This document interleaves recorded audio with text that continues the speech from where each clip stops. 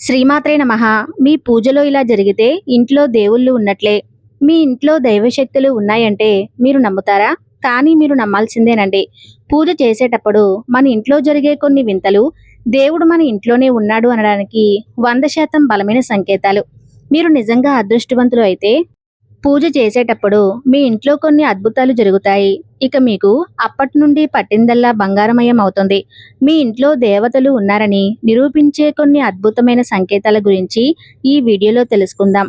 ముందుగా అందరూ ఈ వీడియోకి ఒక లైక్ కొట్టి జై శ్రీకృష్ణ అని ఒక చిన్న కామెంట్ చేయండి.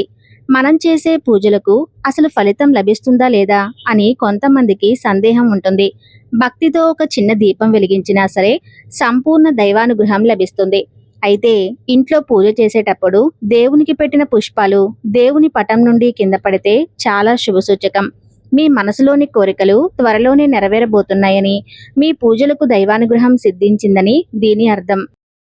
కాబట్టి కింద పడిన పువ్వును తీసి కళ్ళకు అద్దుకొని స్త్రీలు తమ తలలో పెట్టుకోండి. దీర్ఘ సుమంగళి యోగం కలుగుతుంది.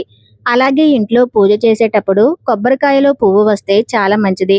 కొబ్బరికాయ లక్ష్మీదేవికి ప్రీతికరమైనది. అలాగే కొబ్బరికాయలో త్రిమూర్తులు కొలువై ఉంటారు. కాబట్టి కొబ్బరికాయలో పువ్వు కనిపిస్తే అష్టైశ్వర్యాలు కలిసి వస్తాయని, మీ పనుల్లో అడ్డం లేకుండా విజయాలు సాధిస్తారని అర్థం. ఒకవేళ కొబ్బరికాయ కుళ్ళిపోతే అస్సలు భయపడకండి. కుళ్ళిపోయిన కొబ్బరికాయను తీసేసి కాళ్ళు చేతులు శుభ్రం చేసుకుని మరలా కొత్త కొబ్బరికాయ కొట్టండి. ఎలాంటి దోషం లేకుండా శుభ ఫలితాలు కలుగుతాయి. పూజా గదిలో వెలిగించే దీపం లక్ష్మీదేవితో సమానం కాబట్టి దీపంలో వత్తులు పూర్తిగా కాలిపోతే మీ పూజకు 100% ఫలితం లభించినట్లే. ఎందుకంటే వత్తులు పూర్తిగా కాలిపోవటం అనేది చాలా అరుదుగా జరుగుతుంది. కానీ వత్తులు పూర్తిగా కాలకపోతే మీ పూజకు సాధారణ ఫలితం లభిస్తుంది. పూజా గదిలో అగరవత్తులు వెలిగించినప్పుడు ఆ పొగ దేవుని వైపుకు వెళ్తే మీకు దేవుని ఆశీస్సులు లభించాయని అర్థం. అలాగే పూజా గదిలో బల్లి కనిపిస్తే చాలా మంచిదని చెబుతారు. బల్లిని లక్ష్మీ రూపంగా భావిస్తారు కాబట్టి మీ పూజా గదిలో బల్లి కనిపిస్తే అస్సలు భయపడకండి. లక్ష్మీదేవి మీ ఇంట్లో తిరుగుతుందని శుభసూచకం. అలాగే చాలా మంది ఇళ్లల్లో నల్లచీమలు ఎక్కువగా కనిపిస్తూ ఉంటాయి. నల్లచీమలు కూడా అదృష్టానికి సంకేతం కాబట్టి మీ పూజా గదిలో నల్లచీమలు కనిపిస్తే చాలా మంచిది.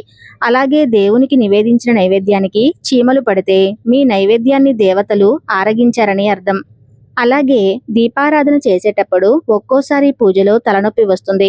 పూజలో మనం కూర్చున్నప్పుడు మన చుట్టూ దైవశక్తులు సంచరిస్తే తలనొప్పి వస్తుందట. పూజలో దేవునికి మంగళహారతి ఇచ్చేటప్పుడు దేవుడు నవ్వినట్లుగా అనిపిస్తే మీ పూజా గదిలో దైవశక్తులు ఉన్నాయని అర్థం. ఇక మీ జన్మ ధన్యమైనట్లే. ఇక చాలా మంది ఇళ్లల్లో ఎల్లప్పుడూ మంచి సువాసనలు వస్తూ ఉంటాయి. మీ ఇంట్లో కూడా చందనం లేదా మల్లెపూల వాసన వస్తుంటే మీ ఇంట్లో లక్ష్మీదేవి తిరుగుతుందని అర్థం. ఇక మనలో చాలా మందికి ఇంట్లో పూజ చేసేటప్పుడు అలాగే దేవుని మంత్రాలు జపించేటప్పుడు కంటి నుండి నీళ్లు వస్తూ ఉంటాయి. పూజ చేసేటప్పుడు కన్నీళ్లు వస్తే మీ చుట్టూ దైవశక్తులు సంచరిస్తున్నాయని అర్థం. అలాగే మీ పూజా గదిలోకి సీతాకోక చిలక వచ్చి తిరిగితే దేవదూతలు మిమ్మల్ని ఆశీర్వదించడానికి వచ్చారని అర్థం. ఇంట్లో దీపారాధన చేసేటప్పుడు మీ ఇంటి ముందుకు ఆవు వచ్చి అరిస్తే ముక్కోటి దేవతలు మీ ఇంటి ముందుకు వచ్చారని అర్థం. కాబట్టి వెంటనే గోమాతకు ఆహారం పెట్టండి. అలాగే పూజ చేసేటప్పుడు ఎవరైనా బిచ్చగాళ్ళు వచ్చి మీ ఇంటి ముందు నిలబడినా సరే ఇంట్లో ఏమీ లేదని అనకుండా ఆహారం దానం చేయండి. ఒక్కోసారి ఆ దేవతలు మిమ్మల్ని పరీక్షించడానికి మారువేషంలో సంచరిస్తారట. కాబట్టి పూజ చేసేటప్పుడు మీ ఇంటికి అతిథులు వచ్చినా ముత్తైదువులు వచ్చినా మీ ఇంట్లోకి లక్ష్మీదేవి వచ్చినట్లే.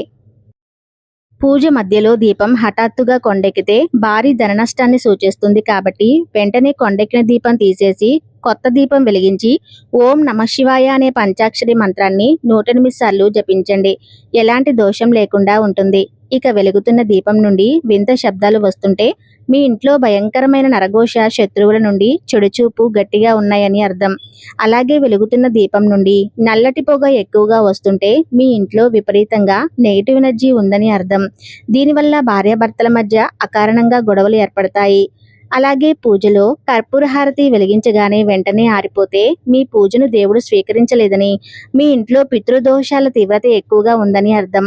పూజలో వెలిగించిన దీపం ప్రకాశవంతంగా ఎక్కువసేపు వెలిగితే మీ పూజకు రెట్టింపు పుణ్యఫలితం లభించిందని అర్థం. దీపం ప్రకాశవంతంగా వెలిగితే మీ పూజలకు దేవతలు సంతోషించారని శుభసూచకం. అలాగే దీపంలో నూనె తగ్గకుండా చాలాసేపు దీపం వెలుగుతూ ఉంటే మీ ఇంటికి మంచి రోజులు రాబోతున్నాయని అర్థం. అలాగే పూజలో దేవునికి పెట్టిన నైవేద్యం తీపి తగ్గి మంచి సువాసన వస్తుంటే మీ నైవేద్యాన్ని దేవతలు స్వీకరించారని అర్థం. అలాగే పూజలో కొబ్బరికాయ కొట్టినప్పుడు కొబ్బరికాయ 2 ముక్కలుగా పగిలితే మీ సంకల్పం నెరవేరుతుంది. కొబ్బరికాయ ముక్కలు ముక్కలుగా పగలకూడదు. ఇక పూజలో కూర్చోగానే మీ కుడి కన్ను లేదా కుడి చేయి అదిరితే మీరు ఒక పెద్ద శుభవార్త వినబోతున్నారని అర్థం. ఇక పూజ ప్రారంభించేటప్పుడు తుమ్మితే శరీరంపై గంగాజలం చల్లుకొని మళ్ళీ పూజ ప్రారంభించాలి. కానీ పూజ ముగించుకుని లేచే సమయంలో తుమ్మితే మాత్రం మీ కోరికలన్నీ అతి త్వరలోనే నెరవేరబోతున్నాయని అర్థం.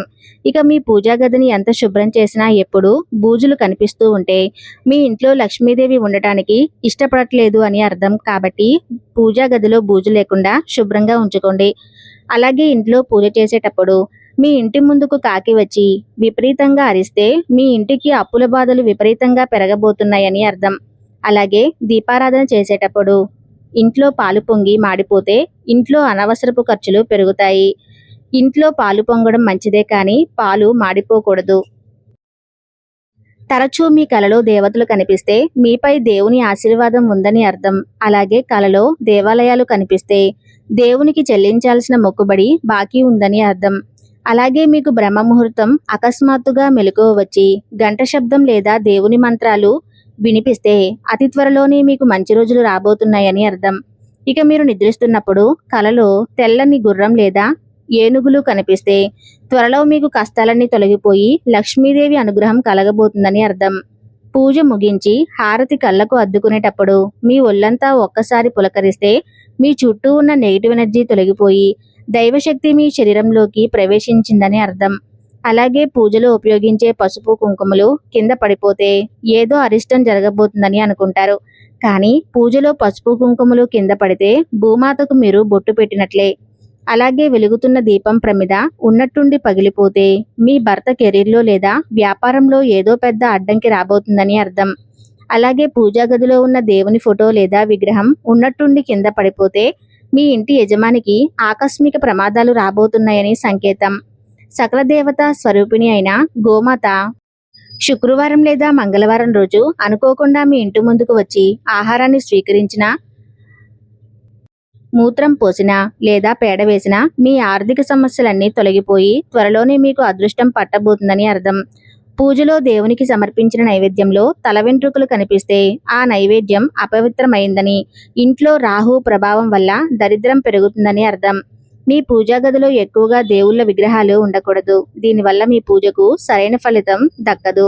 అలాగే ఎప్పుడు పడితే అప్పుడు ఇంట్లో దీపారాధన చేయకూడదు. ఉదయం బ్రహ్మ ముహూర్తంలో చేసే పూజలకు రెట్టింపు ఫలితం లభిస్తుంది. అలాగే సాయంత్రం చేసే పూజలకు కూడా చాలా మంచి ఫలితం లభిస్తుంది. ఇక ఆంజనేయ స్వామి స్వరూపమైన కోతి మీ ఇంట్లోకి వచ్చి దేవుడి దగ్గర పెట్టిన నైవేద్యాన్ని తీసుకువెళితే మీ ఇంట్లో లక్ష్మీదేవి కాలు పెట్టబోతుందని అర్థం. ఈ వీడియోలో సమాచారం మీకు నచ్చినట్లయితే, అలానే వీడియోలో ఏదైనా మీరు ఒక సంకేతాన్ని ఎదురైనా అది వెంటనే మాకు కామెంట్లో తెలియజేయండి. తప్పకుండా ఈ వీడియోకి లైక్ చేయండి. ఆ లక్ష్మీదేవి ఆశీస్సులు ఎప్పుడూ మీ వెనకే ఉంటాయి.